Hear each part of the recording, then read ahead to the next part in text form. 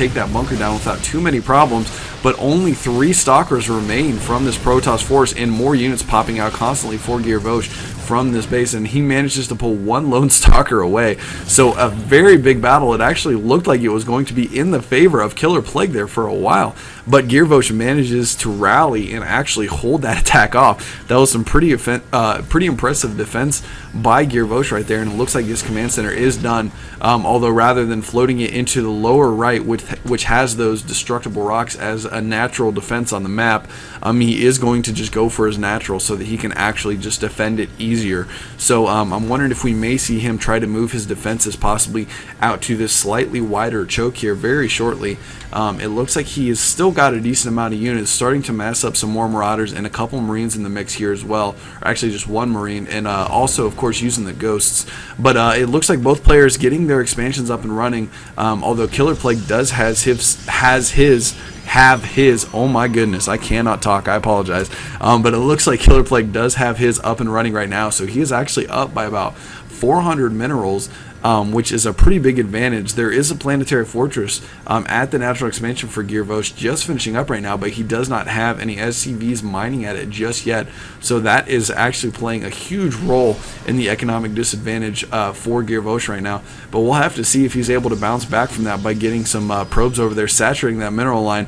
Of course, he doesn't want to stay that far down in the income for too much longer, because that can very quickly turn into an insurmountable econ advantage for the Protoss players. So we'll see if he's able to respond accordingly for that. But let's take a look at the production overlay here. We can see that there is Protoss ground levels 1 being upgraded right now, and it looks like a robotics bay is up and running. I have not seen if he has the thermal lance upgrade. He did get the thermal lance upgrade last game. Oh, I'm sorry, he's actually just building the robotics bay right now. So and it looks like he is going to start that thermal lance upgrade right now, so he is going to switch to Colossi now, it seems. He does not currently have any building, but with that research upgrade going right now, that would definitely indicate that he is going to be building some Colossi very shortly here. But looking at gearv0sh's upgrades right now too, he does have armor level 1 upgrading for his infantry right now, as well as building a couple more Marines and Marauders, and he's actually going to be getting a siege tank in the mix as well. So diversifying his unit mix just a little bit more by adding those mech units in there, although he does not have any with the force that's currently moving out to attack, and his medevac's actually getting out a little bit far in front of his infantry. He has to be careful about that, because if those medevacs get out and engage the Protoss force before the rest of his units are there, those medevacs can get sniped very quickly by the stalkers if he's not careful. And it looks like there is actually a siege mode upgrade being researched as well for gearv0sh, so he is going to switch a little bit heavier to the mech build right now, and that can actually be very useful against those Colossi, because it does have, I believe they have the same range when they're in siege mode as the Colossi. And a great EMP going down, getting both of the Immortals, and it looks like 1 Immortal goes down already, although there are a lot of Zealots here.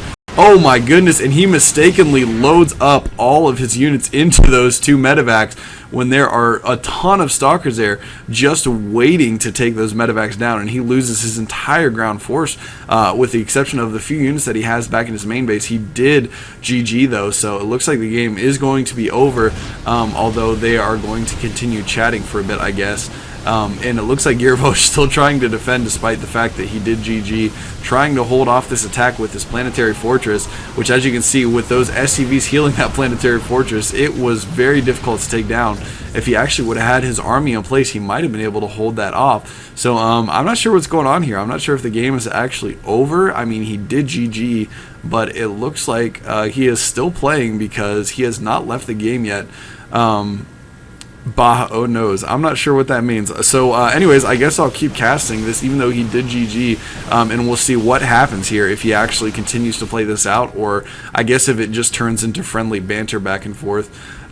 He says, if you drop, I'll give you the win anyways. So apparently, okay, yeah, I'm just going to at this point assume that gearv0sh has lost the game since he did GG, and he's saying that he'll give him the win even if he drops.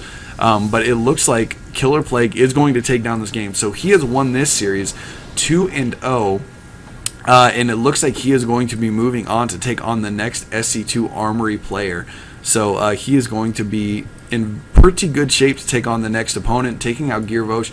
And remember, he is the only Vile Gaming player left in this matchup, so he is going to have to all kill the rest of the SC2 Armory team in order to win this matchup. And it actually looks like another Protoss force here kind of massing out, and gearv0sh is fortifying this cliff up by his natural. He has not yet rebuilt a command center. Oh, I'm sorry, he is building another one, but it is in his main base. It looks like he's going to fly it out once again.